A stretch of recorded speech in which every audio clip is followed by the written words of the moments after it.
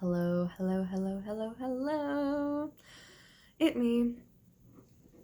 Ready to talk to y'all about week 3 of The Artist's Way. I actually have been doing these on time. I just haven't been recording them on time. But I am doing it, and I'm getting quite a bit out of it. Still like semi-consistent with the morning pages, like not getting them 100% every single day.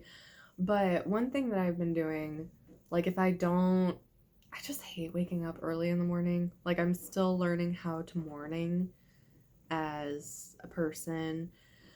But if I don't make enough time to write my morning pages, I've been doing something where I just like record them, or like when I get a break in the morning at work, I'll just like write what I can on like the notes app, or while I'm driving to work, I'll just record them on like a video on not a video recording app, but just like an audio recording app. And it's kind of nice cuz it's like achieving the same purpose but just in a different format, and to me that's like creativity in and of itself. And so yeah, I really like that. And sometimes it's nice to say things out loud if I'm not writing them down, because either way it's just getting it out of your head and out into the world or on a piece of paper or something. So this was week 3, and I thought that I might share some nice little like pieces of wisdom that like stuck out to me from this chapter that I really enjoyed. Um, so week 3 is about recovering a sense of power. Julia Cameron says that anger is fuel. It's meant to be acted upon, not acted out. It propels us into our new life. We should consider it a loyal but not very nice friend. And I really like that because like I've spent the past few years in therapy, and something that I talk a lot about with my therapist is like learning how to manage my emotions. And I think like anger is one of those emotions that people really have a tough time with because it's so pathologized, and because we're taught that it's bad, and like it's not good or bad, it's neutral, but like it's what you choose to do with it that is the huge determining factor. So yeah, I found that really validating. She said you can consider actions invitation for a reaction from the universe, which leads to more synchronicity. So like a lot of the times it's like we don't do what we want to do, especially if it's a creative pursuit. But then it's like the moment that we do, whether or not it's good or bad, we are putting that energy of creativity, that creative flow out into the universe, and like naturally you're just going to attract people who are also on that same level. And maybe that sounds a little woo or law of attraction-y, but I think it's legit in this context. And I've personally noticed that myself, like on times where I'm like, you know what, I'm trying something new. I don't know what's going to happen, but I'm just going to put this project out there. Almost every time, like I wind up connecting with somebody, or people reach out and they're like, hey, let's like work together. Or I meet people that are really cool and I'm like, hey, let's work together. So true that. Now, a big theme in this chapter was the concept of shame. So shame is, what will they think of me once they know this? The act of art exposes society to itself, and art brings light. There is this warding off of vulnerability. And that's when we experience disinterest at the end of a project. Our internal artist is our inner child, and art requires ugly duckling faces.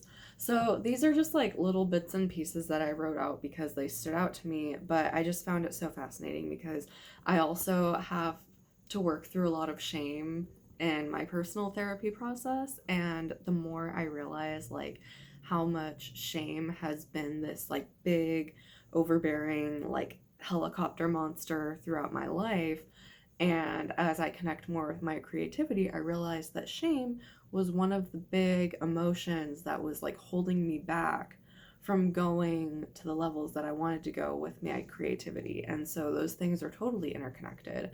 And a lot of like, as she explains in the book, a lot of healing your artist, healing your inner creativity is also directly related to healing your inner child, because shame is such a like basic, like, primal feeling, and it's like a lot of our experiences with it start at such a young age. And so it's like, depending on how much shame you carry, if you're like me and you've carried a lot, it can require a little like digging, a little deep digging, a little deep diving, a little psychoanalysis in a way. If it's really impeding on you, or if it's leading to things like anxiety or depression, like it is for me, then it's like you might want to go the therapy route or the community support route. And yeah, and I notice that the more I do that work, as difficult as it is, the more rewards I'm experiencing in regards to my creative flow and my creativity in general, and finally having more openness to be able to collaborate and connect with other creators as well. So it's pretty cool. A little heavy, but pretty cool. And oh gosh, and that whole disinterest at the end of a project, it's like a lot of that is caused by shame too. It's like I can't think of how many times I'm working on a project, and then right when it's always when I'm like halfway or like 3/4 of the way done. I've put in so much fucking work, so many hours, and then all of a sudden I'm just like, I think that this idea sucks. This idea just sucks, and I don't think anybody wants to see this. Like, nobody asked for this. Nobody asked for this. Why does anybody want to see it? And it's just like, it sucks. But yeah, I guess it's like that shame and that fear of vulnerability and that whole like feeling of being like found out. And I think that's where like a lot of imposter syndrome comes from, because people will be working on something and then all of a sudden they get hit with this feeling of like, I'm not qualified to do this. And it's like, that's such a lie, because it's like, it doesn't matter if you're qualified in the traditional sense of like having a certificate or whatever. The fact that you've made it this far in your project means that you are qualified enough. And I guess I just said all of that and I should take my own advice more often. But yeah, that's a thing.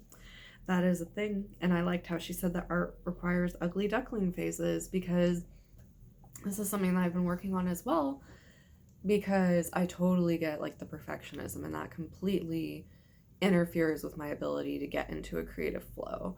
It interferes with like my ability to just even start a fucking project. Until recently, cannabis also helps for me personally. But yeah, like getting out of school after being like a chronic overachiever and like straight A honors kid kind of person, giving myself the permission to make ugly, bad, potentially revolting art on purpose has been really liberating. And like, I don't even want to call it like an ugly duckling, but it's like, if it is, it's like, oh, I love you, little ugly duckling. I love you, ugly art, because it's like, you're ugly art babies. And you know what? Maybe that art baby has the face that only an art mother would love. But you know what? It's still worthy of being created. And oh god, I don't know. That sounds too... Yeah, okay. Anyway, maybe not the best analogy. Pro-lifers, anti-choicers, don't quote me on that one. Okay? But anyway, art babies aren't the same thing as real babies. So you deserve to make as many art babies as you want, because it's not hurting anybody. And I mean, like, unless your art babies are like Nazis or something, then fuck yo art babies. But yeah, so be okay with making ugly art, be okay with making bad art. It's okay to like play off key on purpose and just let yourself do that, because then when you want to do something good, it's like you let off some of that anxious steam. So yeah, draw ugly pictures, sing off key, wear so ugly clothes, who cares? Just do it. Something else that she talks about more on shame is that many blocked people may have been shamed for their own strengths and gifts. They may be used by friends and family and energy drainers, and many hide their own personal light to avoid hurting others. And I think that's really interesting, because it's like shame is often described as this fear of like being too much, and this is just like exactly that. It's like if you have a creative pursuit, it's like your own little light, and it's like you want to show it off, but then it's like you're afraid of that light like hurting people, you know, like what she said earlier about art exposing society to itself. Some people find that experience, whether they're having a conversation with someone or they find it in a piece of art, but like a lot of people find that to sometimes be unnerving or unsettling. And there's like a vulnerability with like sharing your art with people for that reason. And yeah, that I think that like being aware of that, being like sentient of that can also lead people to like lose that disinterest as they're towards the end of their project and like they're approaching the unveiling. And gosh, yeah, I related to this one because like also like being raised Christian, it gives you this really like external locus of control where I realized like anytime I would accomplish something creative, like if I did really well at a dance recital or a piano recital or whatever, it's like I did well because I practiced every week, because I practiced and I went to rehearsals and I worked with my teachers and I practiced at home. But then it was like Christianity is always telling you, you didn't do that. God did that. And so it was like, it kind of takes away your like personal power. And it also makes you feel like you can't enjoy those gifts for yourself because pleasure is bad. And so it has to be done for the charity of others, which I mean, like, yeah, you know, like we should share our creative gifts with others because they should not only enhance our own lives, but they should enhance others as well. But like, it is okay to have things that are just for you. And then I mean, like, people can totally exploit that as well. I mean, like, people see artists, they see talented people, and a lot of the times it's like they see something that they want, and rather than working for themselves to get it, they like use the creative person. And I've been on the end of that and I've seen that happen to other people, and it's kind of like a shitty reality, but it's a thing that happens and it totally like blocks your creativity and it causes a wound in that part of you. And so like recovering from that, recovering from feeling like exploited or used or feeling like your talents or your success isn't really your own can definitely be like a bit of a heavy process as well. So, yeah, yeah. But then she says creativity is the only cure for criticism. I found that very fascinating. So, anyway, yeah, just the inspiration that I took from that is it's like let your light shine, be protective of it, like be protective of your energy. But, you know, don't like dim yourself down for other people. I'm seeing this quote going around a lot too. Like, don't break yourself into bite sized pieces for other people. Stay whole and let them choke. Or another quote I heard from another YouTuber, Shaznas Wellness, she said, like, don't dim your light for other people. If you're too bright for them, they can put on sunglasses. And I was just like, yes, yes. So then the exercises for these ones had a lot to do with childhood. She asks you to write down what your favorite childhood toy was, what your favorite childhood game was. Mine was always like Pokemon or The Sims. I love The Sims, still love The Sims. She asks, what's the best movie you ever saw as a kid? If you had a perfect child, if you had a perfect childhood, you'd grow up to be a dot dot dot. Your parents think artists are fill in the blank. I wrote, my parents think that artists do lots of drugs and are gay and weird. Or at least when I was growing up, that was the impression that I got of what my parents thought of artists. But anyway. Next page. Other exercises that she gave for the week were to describe your childhood room. Describe 5 traits that you liked about yourself as a child. I did not finish this list. I mean, like, I didn't really like myself that much because I couldn't be myself. I was very dissociated throughout my childhood, unfortunately. So, yeah. But I mean, I liked that I was creative and caring and very concerned with fairness because I'm a Libra rising. uh, Write down 5 childhood accomplishments. make a list of friends who nurture you. That was really nice. That was like a nice gratitude practice.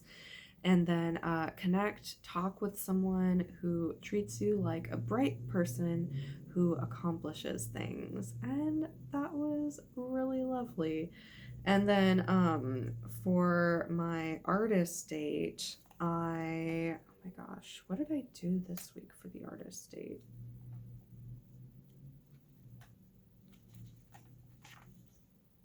Oh my gosh, I can't even like think about time. Like sometimes I think that like last year was still 2019.